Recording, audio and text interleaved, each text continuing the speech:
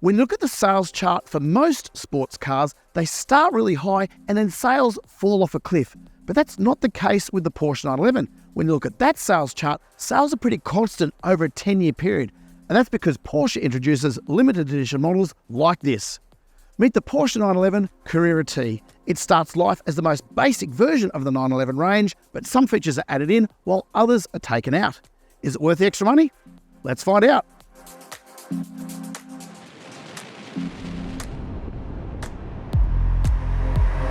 When mass-market car companies introduce a special edition, they usually add black styling highlights inside and out, a sticker or two on the bodywork, and fit a couple of popular options as standard equipment. But when you're Porsche, customers expect plenty of substance to go with the sizzle. You could be forgiven for thinking the T refers to turbo, but all mainstream models in the new Porsche 911 range are already turbocharged, and there's a flagship model with a bigger engine and bigger turbos called, unsurprisingly, the Porsche 911 Turbo. In this instance, however, the T refers to touring. But when you look at the components that have been added to this car, they've been designed to sharpen the already quick reflexes and make the engine sound more raucous. Whatever it's called, this semi-permanent limited edition is one of the reasons Porsche keeps 911 sales so steady throughout the model cycle of the car. For some people, a standard Porsche 911 Carrera is never enough, which is why niche models like this exist. Based on the cheapest model in the Porsche 911 range, the ingredients for the 911 T are surprisingly simple but effective.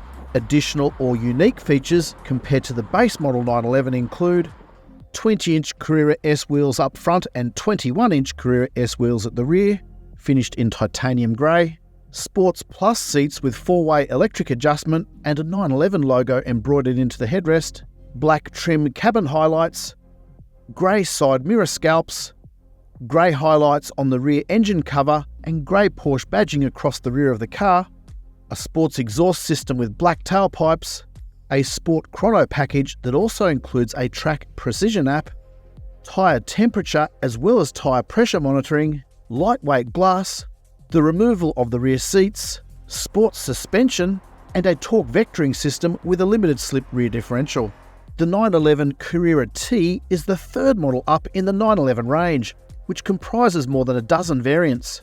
The base model 911 starts from about $280,000 plus on road costs and climbs to about $297,000 for the Carrera 4 before we arrive at the Carrera T, priced from $300,700 plus on road costs and options.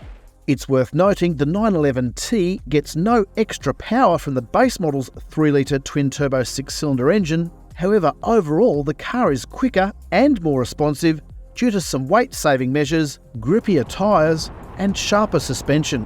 Think of it as a base model 911 that's gone to finishing school. Our test car in Python green paintwork and with lizard green seatbelts had a list price of more than $320,000 before on road costs, once options were included. Those changes equate to a faster claimed 0 to 100 time of about 4 seconds. However, during our own testing, we were able to beat the Porsche time and recorded a string of 3.8 second 0 to 100 times. Braking performance was equally impressive, pulling up in an emergency stop from 100 km an hour in an impressive 33.3 metres. Although the 911 Carrera T is based on the entry-level model of the 911 range, it's still pretty luxurious inside. We've got a widescreen infotainment display, you've got the usual performance instruments in the instrument cluster, and the 911 T is one of only 3 Porsche models available in Australia with a manual transmission as an option. Now, Porsche has decided to give us the PDK automatic version, and manual fans are not going to like to hear this, but actually the automatic is quicker, so we actually welcome that move. I know manual transmissions are preferred by enthusiasts, but the automatic still has the performance edge. Even though it's a performance car, Porsche still has most mod cons covered. That means we've got push-button start, air conditioning, Apple CarPlay, Android Auto, as well as FM and digital radio. However, there's one serious downside to the infotainment system. It doesn't have AM radio. And we know this is a growing trend, especially with European cars coming to Australia. The reason we flag the absence of AM radio, in Australia, it's a safety measure.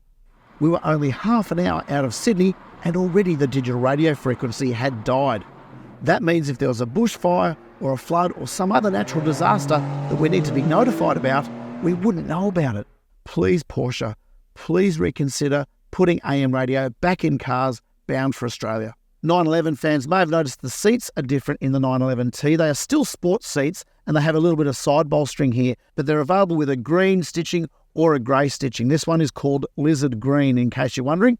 The seats themselves feel pretty comfortable. What I like about this seat is you don't have to struggle to get in and out like a lot of sports seats do. Sometimes those side bolsters can be too big. This one is a bit easier to get in and out of. I also love the simplicity of the steering wheel. We've got all the basic controls you need here on the spokes, and of course paddle shifters if you want to change gears manually. And instead of push button start, Porsche's got a pretend turn key. We know from testing Porsche 911s over the years, the back seats really are just for show. Yes, there are 2 seatbelts there, so technically you can put a couple of kids in the back, but there is no room for adults, let's be honest. And you can see just by the way this seat is positioned, as it is, it's already hard up against the seat back. So that back seat really is just for shopping bags, a light bit of luggage, maybe a briefcase. In terms of storage, the door pockets are quite small, which is to be expected in a car like this.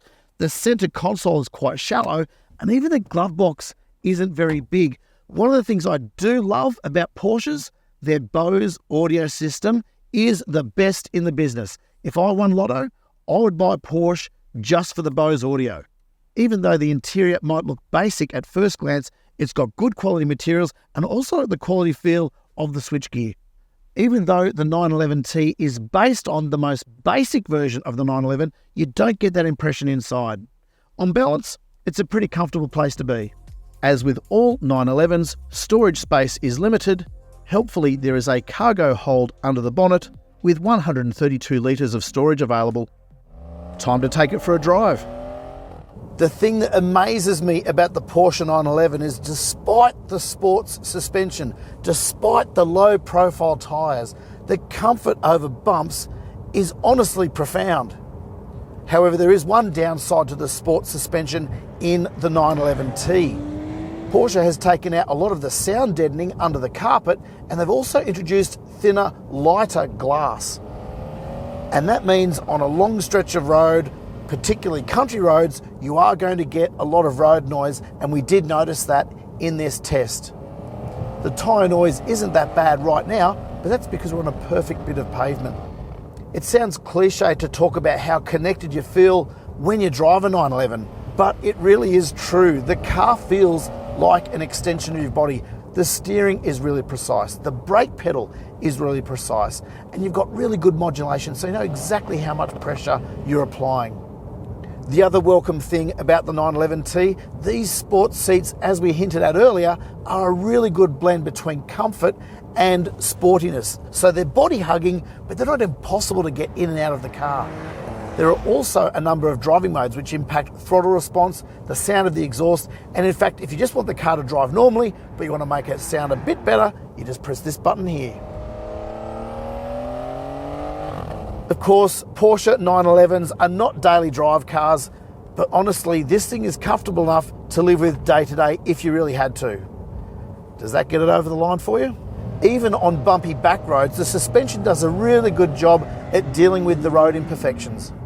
What I love about the 911T is its adjustability. It has a really broad bandwidth, so you can just coast along lazily if you want to, if you're feeling like a relaxing drive. But when you want to turn it into a sports car, you've only got to do one thing, and that's floor the throttle.